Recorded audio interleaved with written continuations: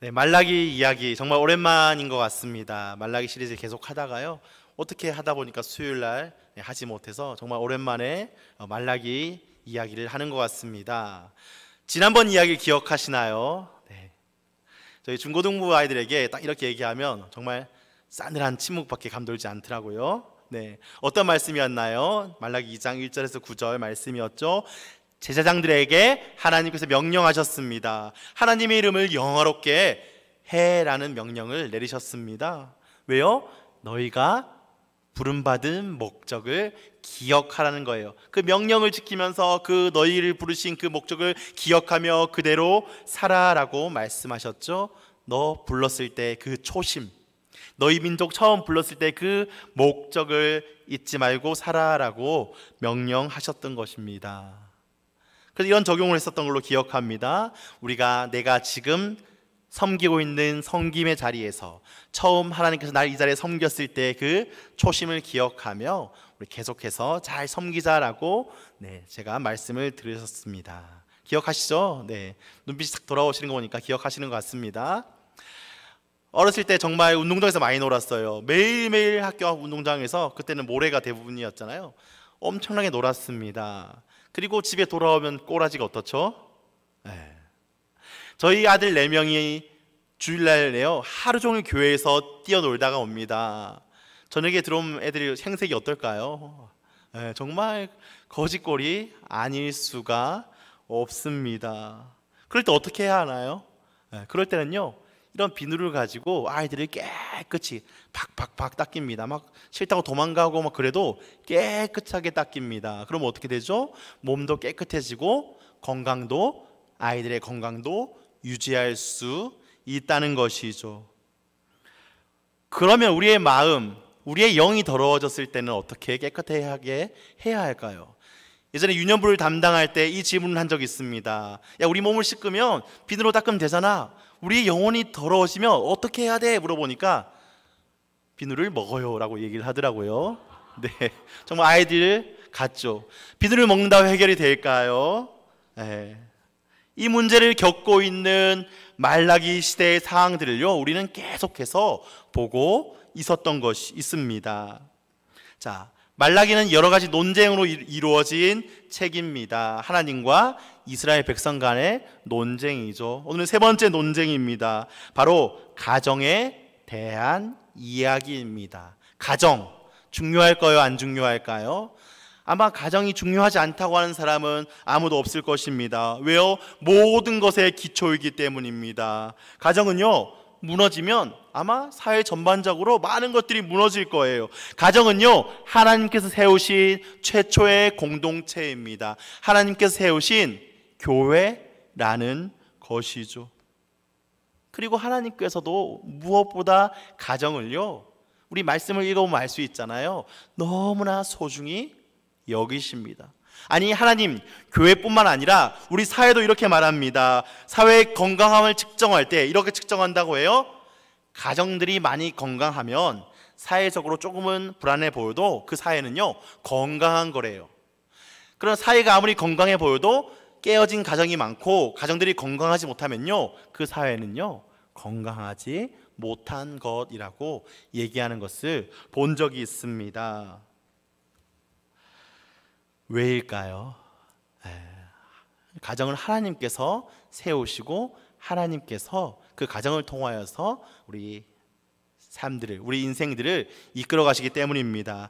창세기 1장 27절 28절 말씀 너무나 유명하시기 때문에 잘 아실 거예요. 우리 한 목소리로 읽어보시겠습니다. 하나님이 자기 형상 곧 하나님의 형상대로 사람을 창조하시되 남자와 여자를 창조하시고 하나님이 그들에게 복을 주시며 하나님이 그들에게 이르시되 생육하고 번성하여 땅에 충만하라. 땅을 정복하라. 바다의 물고기와 하늘의 새와 땅에 움직이는 모든 생물을 다스리라 하시니라. 어떻게 지으셨나요? 이 세상을 창조하시고 남자와 여자로 지으셨습니다. 남녀의 관계를 통해서 사랑하게 하셨고요, 관계의 맺음을 통하여서 하나님의 복이 이 땅 가운데 임하게 하셨다는 것이 하나님께서 창조하신 원리입니다. 사람을 창조하시고 복을 주셨습니다. 그래서 세상에 대한 소명은요, 남자 혼자, 여자 혼자가 아니라 함께 받은 것입니다. 바로 가정이 이 땅 가운데에서 번성할 이유가 여기에 있다는 것이죠. 오늘 본문으로 돌아와서 10절 말씀입니다. 우리는 한 아버지를 가지지 아니하였느냐? 한 하나님께서 지으신 바가 아니냐? 어찌하여 우리 각 사람이 자기 형제에게 거짓을 행하여 우리 조상들의 언약을 욕되게 하느냐? 하나님은 이스라엘의 아버지라고 지금 말씀하고 계신 거예요. 이스라엘 너희의 아버지, 나 하나님이 아니냐? 한 하나님이 아니냐? 말라기는요, 우리가 한 하나님을 가졌다고 말합니다. 한 아버지를 가졌다고 말합니다. 즉 무슨 말일까요? 이스라엘 민족은요, 많은 사람이 있지만 한 가족이며 한 형제입니다. 지금 여기 계신 분들도 서로 다르고 많은 것들이 정말 때로는 불편하고 어려울 수도 있지만 기억하시기 바랍니다. 한 가족이고 한 형제임을. 왜일까요? 하나님 아버지께서 한 분이시기 때문입니다. 그럼에도 불구하고 지금 각 사람이 자기 형제에게 악을 행하고 있다고 말라기 선지자를 통하여서 말하고 있는 것입니다.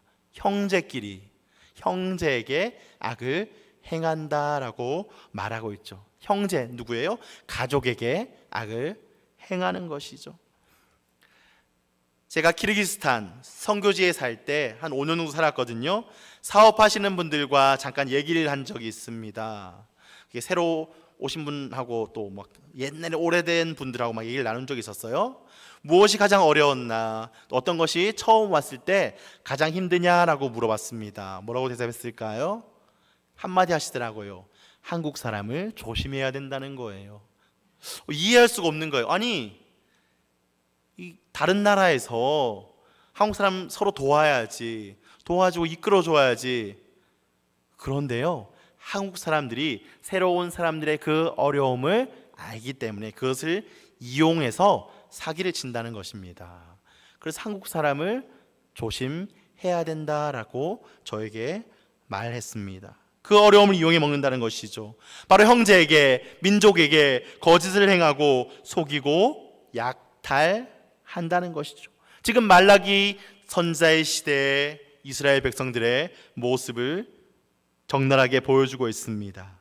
그들은 비열한 방법으로 자기 민족을 속입니다. 비열한 방법으로 자기의 형제를 속이는 것이죠. 강제적으로 약탈하고, 정확히 구체적으로 지금 이 말라기서에는 표현되어 있지만 그러한 일들을 행한다라고 경고하고 있습니다. 이러한 동족 간의 악을 하나님께서는 뭐라고 표현하시나요? 네, 언약을 욕되게 한다라고 표현하고 있습니다. 언약이 얼마나 중요한가요? 언약이 얼마나 중요한가요? 그 언약, 이웃사랑의 그 언약을 욕되게 한다라고 말씀하고 있습니다. 아니, 여기서 그치지 않고 그들은 더 큰 악을 행하고 있습니다. 우리 11절 말씀 같이 읽어보시겠습니다. 유다는 거짓을 행하였고 이스라엘과 예루살렘 중에서는 가증한 일을 행하였으며 유다는 여호와께서 사랑하시는 그 성결을 욕되게 하여 이방신의 딸과 결혼하였으니. 이스라엘과 예루살렘에서 가증한 일을 행한다라고 표현하고 있습니다. 가증한 행위가 무엇일까요? 방금 읽은 말씀에 있는 이방신의 딸과 결혼을 한 것이죠. 이것은 매우 심각한 일입니다. 하나님께서 계속해서 경고하고 하지 말라고 하신 것이 바로 이방 여자, 이방신의 여인과 결혼하지 말라라고 했죠. 대대로 결혼이나 며느리로 삼는 것조차 금지했습니다. 왜요? 하나님만을 섬겨야 할 그들이, 하나님의 그늘 아래만 있어야 할 그들이 그 이방 여인을 통하여 들어온 이방신에게 눈을 돌리기 때문이죠. 영향력이 있다는 것입니다. 이방 여인과의 결혼, 즉 또 다른 문제, 자신들의 본처 이스라엘 여인들을 버리는 것으로 나타납니다. 그들은 하나님께 예배하고 그 말씀대로 살아가는 것보다 인간적인 욕망을 위해서 내가 하고 싶은 대로, 내 소견에 옳은 대로, 내가 좋은 대로 행하였다는 사실입니다. 12절 13절 말씀을 쭉 보시면 하나님께서 이렇게 말씀하십니다. 너희 야곱의 장막에서 끊어버릴 거야. 그러한 자의 제사, 너희 제사 내가 안 받을 거야, 받지 않을 거야 라고 단호하게 말씀하십니다. 결혼 너무나 중요하죠. 간단한 관계일까요? 결혼은 언약적 관계입니다. 사람과 사람과의 약속을 훨씬 뛰어넘는 언약적 관계입니다. 14절 말씀을 보면요, 여호와께서 증인이 되신다라고 표현하고 있습니다. 우리 너무나 잘 아는 말씀이 있습니다. 마태복음 19장 6절 말씀입니다. 결혼 주례에 거의 매번 등장하는 것 같아요. 우리 한 목소리로 읽어보시겠습니다. 이제 둘이 아니요 한 몸이니 그러므로 하나님이 짝지어 주신 것을 사람이 나누지 못할지니라 라고 아예 예수님께서 못 받고 있습니다. 그런데 그들의 모습은 어떤가요? 지금 이렇게 말씀하시고 언약으로 묶어주신 하나님의 그 말씀을요 따르고 있나요? 아예 염두조차 두고 있지 않은 것 같습니다. 오직 자신의 욕망을 위해서 본처를 버리고 이방 여인의 그 아름다움과 이방 신들의 그런 어떠한 좋은 것을 준다는 그것을 따르고 나아가고 있는 것이죠. 바로 거짓을 행하고 있다고 성경은 표현하고 있습니다. 또 이방 여인을 맞이하는 거 어떤 문제가 있을까요? 우리 15절 말씀입니다. 그에게는 영이 충만하였으나 오직 하나를 만들지 아니하셨느냐? 어찌하여 하나만 만드셨느냐? 이는 경건한 자손을 얻고자 하심이라. 그러므로 내 심령을 삼가 지켜 어려서 맞이한 아내에게 거짓을 행하지 말지니라. 왜 하나만 만드셨나요? 경건한 자손을 얻기 위해서, 계속해서 경건한 자손이 이어지게 하기 위해서, 경건한 민족으로 계속해서 나아가기 위해서요.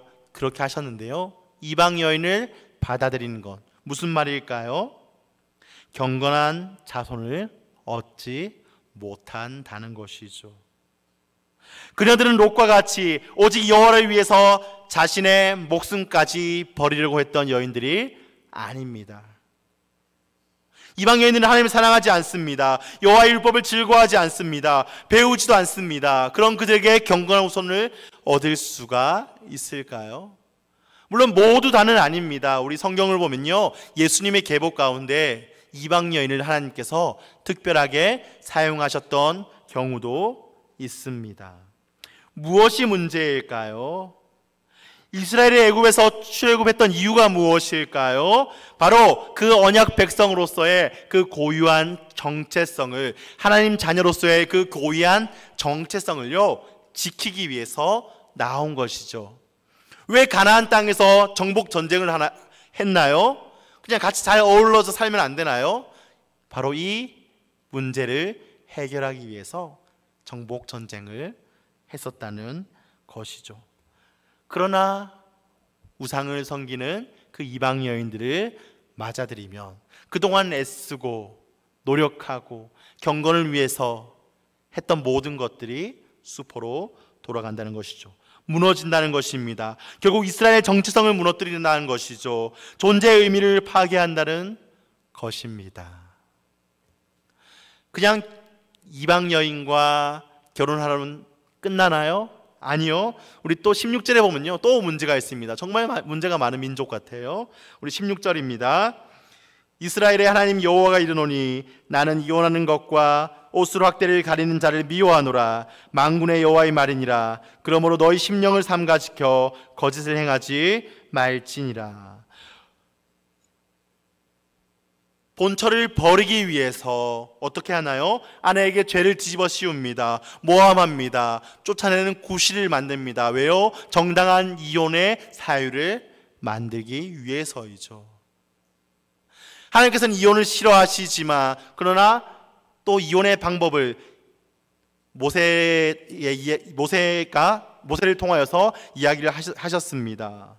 그러나 그 본처를 쫓아내기 위해서 그를 괴롭히는 것, 무슨 말일까요? 마치 이사벨이 나봇의 포도원을 빼앗기 위해 거짓 증인을 세웠던 것 같이 그런 행태를 지금 이스라엘 백성들이 하고 있다는 것이죠. 자신의 욕망을 채우기 위해서 없는 죄를 만드는 것입니다. 거짓을 행하는 것입니다. 이혼의 구실을 만들고 있다는 것이죠. 요즘 말로 무엇일까요? 내가 정당한 이혼을 하기 위해서 가스라이팅을 하고 있는 것이죠.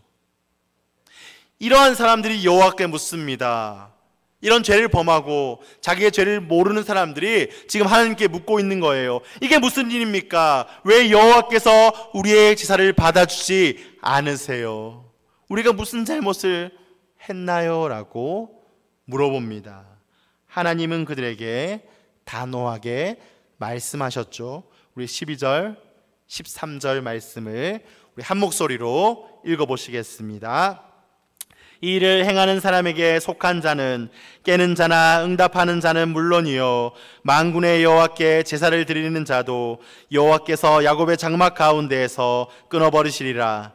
너희가 이런 일도 행하나니 곧 눈물과 울음과 탄식으로 여호와의 제단을 가리게 하는도다. 그러므로 여호와께서 다시는 너희의 봉헌물을 돌아보지 아니하시며 그것을 너희 손에서 기꺼이 받지도 아니하시거늘. 그 하나님께서는 우리 아까 찬양했잖아요. 그 거룩하신 하나님께서는요 이스라엘 백성을 영적 간음으로 정죄하신다는 것입니다. 이스라엘 백성들은요 아내가 남편만을 사랑하듯이 남편이 아내만을 사랑하듯이 하나님만을 사랑하고 섬겨야 했었습니다. 그러나 그들은 음란한 우상숭배에 빠짐으로 하나님을 배신했다는 사실이죠. 신약의 교회는 우리 무엇으로 비유되는지 너무나 잘 아실 것입니다. 무엇으로 비유되나요? 그리스도의 신부로 비유합니다. 하나님과 이스라엘, 그리스도와 교회의 관계를 결혼 관계로 묘사한 것은요 그 하나님께서 맺어주신 그 언약 관계를 강조하기 위함이죠. 성도는 결혼 생활에서 성결함을 지킬 뿐 아니라 그리스도의 법을 따라서 거짓없는 사람으로요 우리 주님의 온전하게 섬겨야 한다는 것입니다. 결국 무슨 문제일까요? 결국 이 백성들에게 있는 문제가 무엇일까요? 주일 담임 목사님의 설교를 기억하실 것입니다. 솔로몬의 실패, 무엇이 문제였나요? 결국 순도의 문제라고 말씀하셨습니다. 신앙의 순도를 지키면 버려야 한다. 버리면 손해 같다. 그러나 그 버렸을 때 하나님께서 기뻐하신다라고 담임 목사님의 설교를 통해서 우리는 배웠습니다. 이 말라기 시대의 문제도 바로 이 순도의 문제인 것 같습니다. 그러면 아까 초장에 얘기한 것처럼 비누를 먹으면 깨끗해지는 것이 아니라 어떻게 이렇게 깨끗하게 영적 순도를 우리가 유지할 수 있을까요? 정말 그 비결을 알고 싶지 않으세요? 저도 알고 싶습니다. 무엇으로 영적 순도를 계속해서 높일 수 있을까요? 여러 가지 것들이 있고 또 목사님께서 얘기하신 것도 있지만 또 저는 이렇게 적용하고 싶습니다. 결국 순종이라는 것이죠. 순종은 무엇일까요? 하나님 안에서 온전히 거하는 사람들이 하나님 아버지의 말씀에 순종하는 것입니다. 자녀들이 부모랑 어떤 관계일 때 순종하나요? 부모가 맨날 때리고 욕하고 쥐어받고 막 자녀에게 안 좋게 하면 순종할까요? 아니요. 하나님께서 우리에게 영원한 사랑을 베풀어 주십니다. 그 사랑을 바라보며 우리는요 그 사랑을 바라보며 늘 순종해야 한다는 사실입니다. 말씀을 마치겠습니다. 한번 노트를 한번 만들어 보세요. 노트나 종이에다가 한번 순종 노트를 만들어 보시기를 소망합니다. 막 거창한 거 말고요 간단한 것들 할 수 있잖아요. 내가 시간 내어서 성전기도 5분이라도 하겠다. 내가 말씀 하루에 한 장이라도 읽겠다. 하루 5명에게 복음을 전하겠다. 찬송하고 내가 일과를 시작하겠다. 내가 봉사하겠다. 내가 선교에 뛰어들겠다. 내가 말씀을 더 묵상하겠다. 내가 또 주일학교 교사로 헌신하겠다. 너무나 그 하나님을 위해서 할 수 있는 순종들이 많다는 사실입니다. 내가 할 수 있는 것을 한번 적어보시기 바랍니다. 왜 적어야 할까요? 제가 어떤 것을 실천할 때 보니까요, 내가 이것을 잘못하고 있으니까 내가 이것을 안 해야지 하는 것보다 더 좋은 것들을 계속해서 채워넣으면요, 어떻게 될까요? 그 좋은 것을 하는 동안에 내가 잘 못하는 것들은요, 자연스럽게 사라지는 것을 볼 수가 있었습니다. 우리 순종으로 계속해서 우리의 삶을 채워넣을 수 있기를 소망합니다. 오늘 말씀을 기억하시면서 우리가 그리스도의 신부로서 순도 99.99%가 되는 그날까지 우리 최선을 다해서 달려나가시는 우리 성도교회 성도님들 되시기를 간절히 소망합니다.